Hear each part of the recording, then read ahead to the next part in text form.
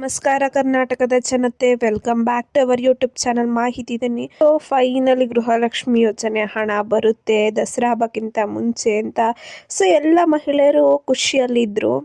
ಅದೇ ಹಿನ್ನೆಲೆಯಲ್ಲಿ ಒಂದು ಬಿಗ್ ಶಾಕ್ನ ನೀಡಿದೆ ಗೃಹಲಕ್ಷ್ಮಿಯರಿಗೆ. ಏನಪ್ಪಾ ಅಂದರೆ, ಬರೋಬ್ಬರಿ ಗೃಹಲಕ್ಷ್ಮಿ ಯೋಜನೆಯ ಲಿಸ್ಟ್ರಿಂದ 1.72 ಲಕ್ಷ ಫಲಾನುಭವಿಗಳ ಅರ್ಜಿನ ವಜಾ ಮಾಡಿದ್ದಾರೆ. ಈ ಲಿಸ್ಟಲ್ಲಿ ಏನಾದರೂ ನೀವು ಇದ್ದೀರಾ ಅಂತ ತಿಳ್ಕೊಬೇಕಂದ್ರೆ ವಿಡಿಯೋನ ಫುಲ್ ನೋಡಿ. ಬನ್ನಿ, ವಿಡಿಯೋನ ಸ್ಟಾರ್ಟ್ ಮಾಡೋಕ್ಕಿಂತ ಮುಂಚೆ ನೀವೇನಾದರೂ ನಮ್ಮ ಚಾನಲ್ಗೆ ಸಬ್ಸ್ಕ್ರೈಬ್ ಮಾಡ್ಕೊಂಡಿಲ್ಲ ಅಂದರೆ ದಯವಿಟ್ಟು ಚಾನಲ್ಗೆ ಸಬ್ಸ್ಕ್ರೈಬ್ನ ಮಾಡಿಕೊಂಡು ವಿಡಿಯೋನ ಆದಷ್ಟು ಎಲ್ಲರಿಗೂ ಶೇರ್ ಮಾಡಿ ಅಂತ ಹೇಳ್ತಾ ಕನ್ನಡದವ್ರಿಗೆ ಸಪೋರ್ಟ್ ಮಾಡಿ. ಬನ್ನಿ, ವಿಡಿಯೋನ ಸ್ಟಾರ್ಟ್ ಮಾಡೋಣ.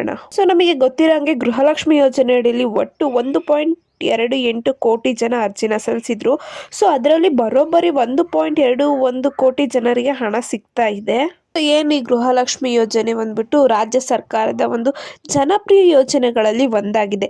ಸುಮಾರು 11 ಕಂತಿನ ಹಣಗಳನ್ನು ಇಲ್ಲಿವರೆಗೂ ಗೃಹಲಕ್ಷ್ಮಿ ಯೋಜನೆಯ ಫಲಾನುಭವಿಗಳು ಸ್ವೀಕರಿಸಿದ್ದಾರೆ. ಆದರೆ ಜುಲೈ, ಆಗಸ್ಟ್ ಮತ್ತು ಸೆಪ್ಟೆಂಬರ್ ಈ 3 ತಿಂಗಳಿನ ಹಣ ಇನ್ನೂ ಕೂಡ ಬಿಡುಗಡೆ ಆಗಿಲ್ಲ.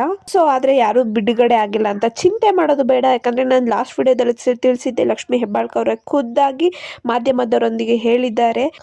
ಸದ್ಯಕ್ಕೆ ಸಿಕ್ಕಿರುವ ಮಾಹಿತಿ ಪ್ರಕಾರ ಜುಲೈ ತಿಂಗಳಿನ ಹಣ ದಸರಾ ಹಬ್ಬಕ್ಕಿಂತ ಮುಂಚೆ ಅಂದ್ರೆ ಆಯುಧ ಪೂಜೆ ಸಂದರ್ಭದಲ್ಲಿ ಹಣ ಬಿಡುಗಡೆ ಆಗಲಿದೆ. ಮತ್ತು ಆಗಸ್ಟ್ ತಿಂಗಳಿನ ಹಣ ದೀಪಾವಳಿಗಿಂತ ಮುಂಚಿತವಾಗಿ ಬಿಡುಗಡೆ ಆಗಲಿದೆ. ಆದ್ರೆ ಇನ್ನು ಸೆಪ್ಟೆಂಬರ್ ತಿಂಗಳಿನ ಹಣ ಇನ್ಯಾವಾಗ ಬಿಡುಗಡೆ ಮಾಡ್ತಾರೆ ಅಂತ ಯಾವುದೇ ಒಂದು ಅವರು ಸುದ್ದಿಗಾರರೊಂದಿಗೆ ಏನು ಹೇಳಿಲ್ಲ. ಬರೀ 12 ಮತ್ತು 13ನೇ ಕಂತಿನ ಹಣ ಯಾವಾಗ ಬಿಡುಗಡೆ ಮಾಡ್ತೀವಿ ಅಂತ ತಿಳಿಸಿದ್ರು. ಏನು ಇದೊಂದು ಖುಷಿನ ತಂದಿತ್ತು ಎಲ್ಲ ಗೃಹಲಕ್ಷ್ಮಿಯರ ಒಂದು ಮನದಲ್ಲಿ. ಏನಕ್ಕಪ್ಪ ಅಂದ್ರೆ ಅಟ್ಲೀಸ್ಟ್ ಇವಾಗಾದ್ರೂ ಹಣನ 2 ತಿಂಗಳು ಹಣನ ಈ ತಿಂಗಳು ರಿಲೀಸ್ ಮಾಡ್ತಿದ್ದಾರೆ ಅಂತ. ಅದರ ಹಿನ್ನೆಲೆಯಲ್ಲಿ ಗೃಹಲಕ್ಷ್ಮಿ ಯೋಜನೆ ಅಡಿಯಲ್ಲಿ ಒಟ್ಟು 1.2 ಕೋಟಿ ಜನಗೆ ಅರ್ಜಿ ಸಲ್ಲಿಸಿದ್ರಲ್ಲ, ಅದರಲ್ಲಿ ಬರೀ 1.21 ಕೋಟಿ ಜನರಿಗೆ ಹಣ ಸಿಗ್ತಾ ಇದೆ. ಅಂದ್ರೆ ಸರಿ ಸುಮಾರು 1.72 ಲಕ್ಷ, ಹತ್ತತ್ರ 2 ಲಕ್ಷ ಫಲಾನುಭವಿಗಳಿಗೆ ಹಣ ಸಿಗ್ತಾ ಇಲ್ಲ. ಯಾರಿಗೆ ಹಣ ಸಿಗ್ತಾ ಇಲ್ಲ? IT ತೆರಿಗೆದಾರರಿಗೆ ಎಂಬುದು ವಿಶೇಷ. IT ತೆರಿಗೆ ಯಾರು ಪಾವತಿ ಮಾಡ್ತಿದ್ದಾರಲ್ಲ, ಅಂತವ್ರನ್ನ ಈ ಲಿಸ್ಟ್ ಇಂದ ತೆಗೆದು ಹಾಕ್ತಿದ್ದಾರಂತೆ.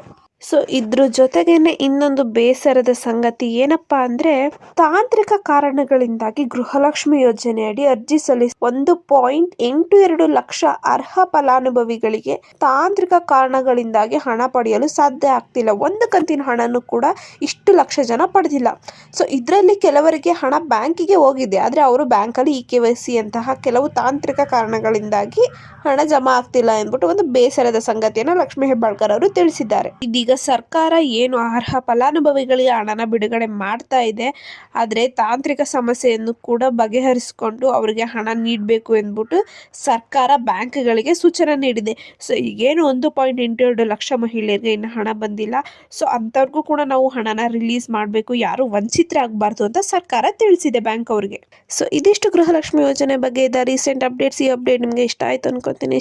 ದಯವಿಟ್ಟು ಚಾನಲ್ಗೆ ಸಬ್ಸ್ಕ್ರೈಬ್ನ ಮಾಡ್ಕೊಂಡು ವಿಡಿಯೋನ ಆದಷ್ಟು ಎಲ್ಲರಿಗೂ ಶೇರ್ ಮಾಡಿ ಅಂತ ಹೇಳ್ತಾ, ಇನ್ನು ವಿಡಿಯೋಗೆ ಲೈಕ್ ಕೊಟ್ಟಿಲ್ಲ ಅಂದರೆ ದಯವಿಟ್ಟು ವಿಡಿಯೋಗೆ ಲೈಕ್ ಕೊಡಿ. ಏನೇ ಪ್ರಾಬ್ಲಮ್ ಇತ್ತು ಅಂದರೆ ಕಮೆಂಟ್ ಹಾಕಿ. ಕನ್ನಡದವ್ರಿಗೆ ಸಪೋರ್ಟ್ ಮಾಡಿ. ಧನ್ಯವಾದಗಳು.